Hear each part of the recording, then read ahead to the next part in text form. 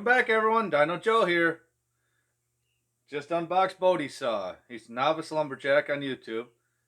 That's his Binford Bad Boy. He built that up, sent it to me for porting.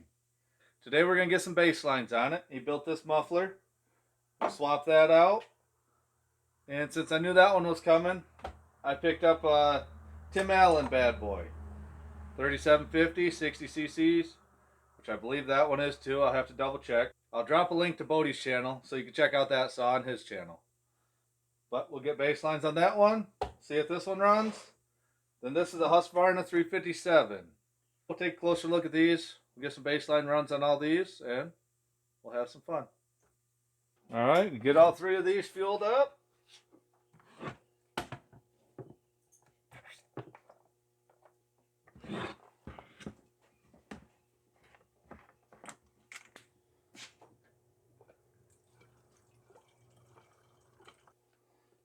This will be my first time messing with any of these Poulan, however you want to say it, saws. Now these older ones, if you're not familiar, they are mag case, split design, not the clamshell like the new ones. Supposed to be pretty good runners. So this 357, it's a little bit newer, but it's supposed to be a pretty good runner too. So we'll find out. See how these older Poulans do against the 357. On, throttle lock, choke.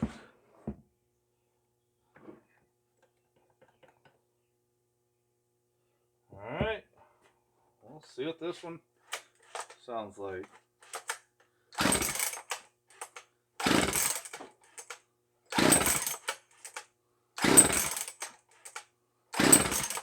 Maybe. There we go. Push the choke in. Oh.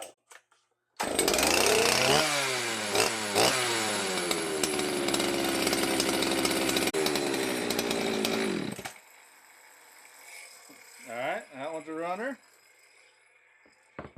Which it should be. Alright, try this other one.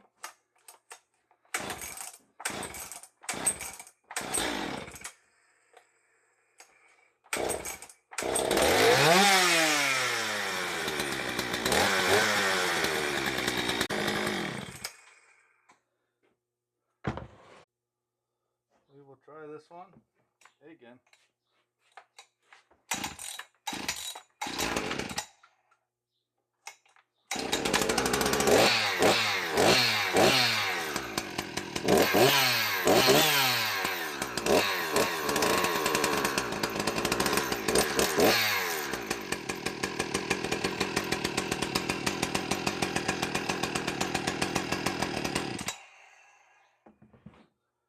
Alrighty, they all run. Now we can get them strapped to the dyno and go from there. Alright, here's all three up close. There's the Binford, Husqvarna, and the Tim Allen. So, Tim Allen's pretty much identical to the other one. See the purple green theme? So everybody says these are supposed to be pretty good runners, so we'll see. Think it can take on the Husky? This is a 357. See, the 359 has removable caps. This has got the cast-in tunnels, just like 372. But it's got a 359 recoil. No biggie, just cosmetic. It's all stock, gasket and all. And here's this pretty one. Groovy. Nice paint, all stickered up, ready to go. This one fired right up.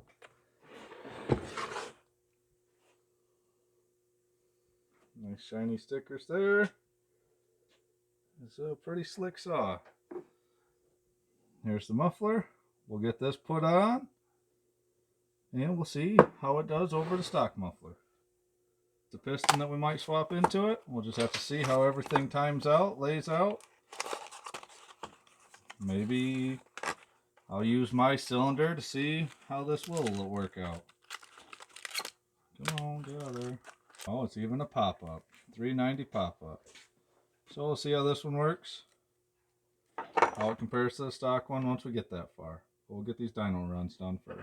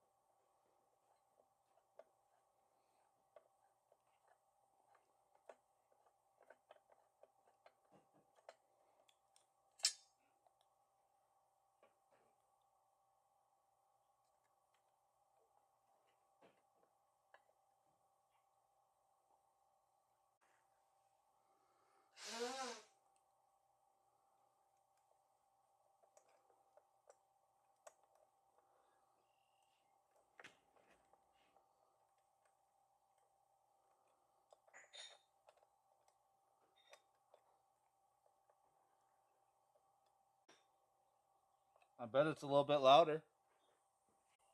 Let's see how close the tune is.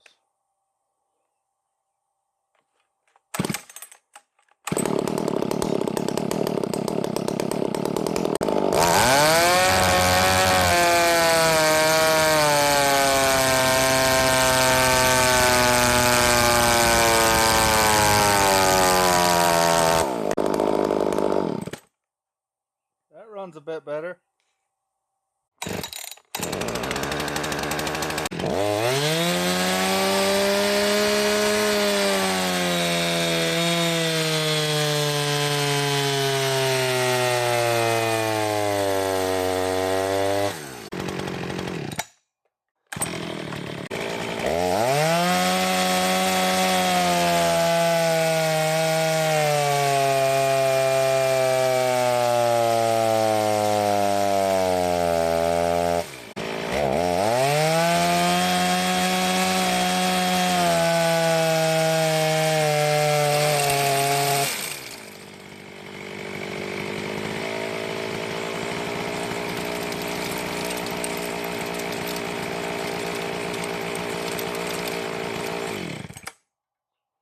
Well, here's the carnage on the Tim Allen bad boy. The rear stud pulled all the way out. Front stud pulled out enough to loosen up. Chain tensioner fell out. Caused the chain to slacken up and make all that racket.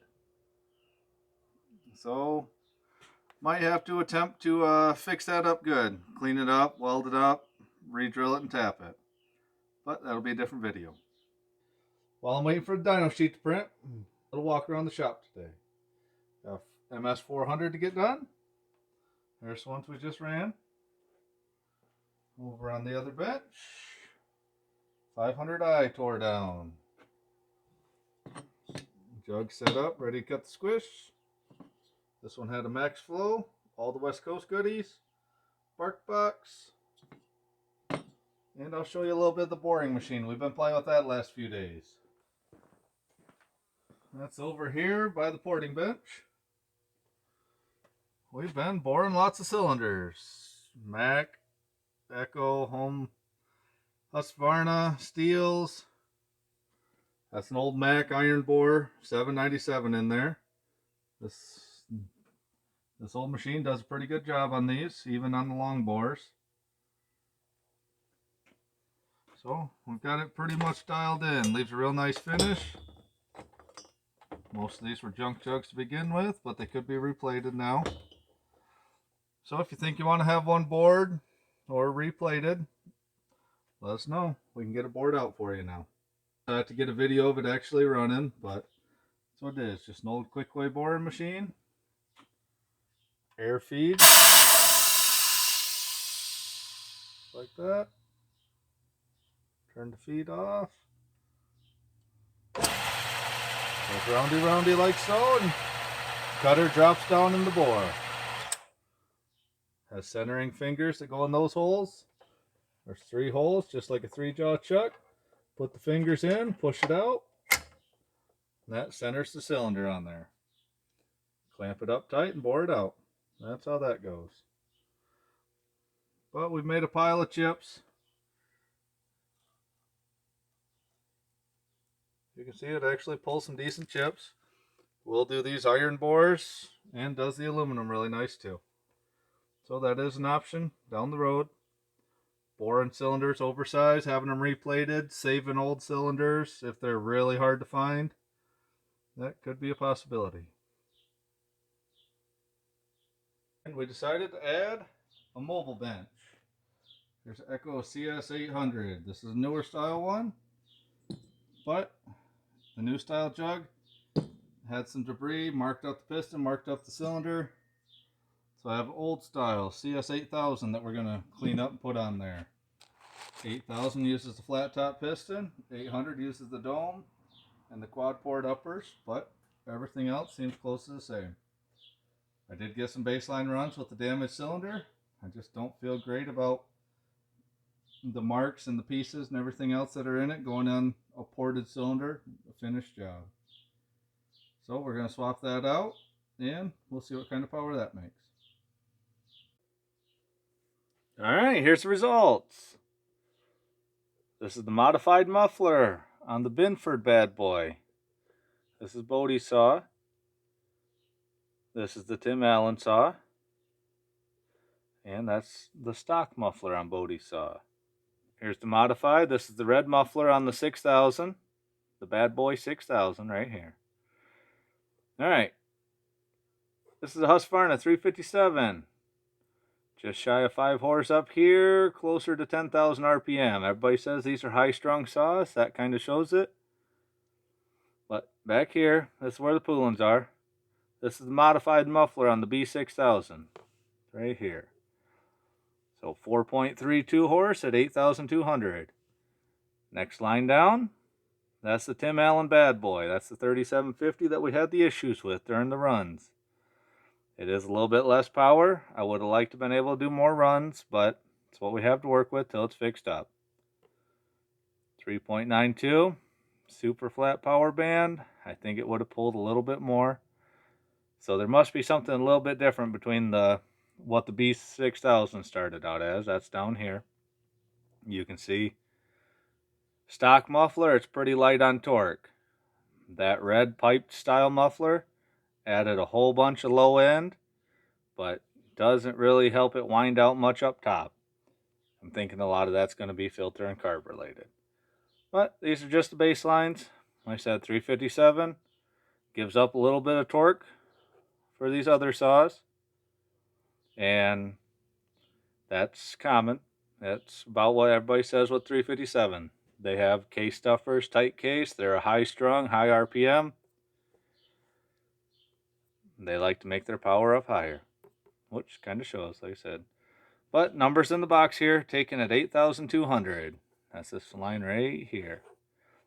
Mainly showing the Poulans, but figured I had that 357. We'll get some runs on it. But this fancy red little pipe that Bodie made definitely helps the low end. You can see this pink line versus this dark blue line here. Picked up, what did it pick up? 3, so that's 2. Picked up about half horse and a noticeable amount of torque from, well, really from about 9,200 all the way down. So that's right where you're going to use it the entire time. So it'll be a little bit, but we'll dig into both of these. I'll try and get my Tim Allen saw fixed up. I'll get Bodie's saw ported up, and we'll be back with these. Let me know what you guys think. Thanks a lot, everyone.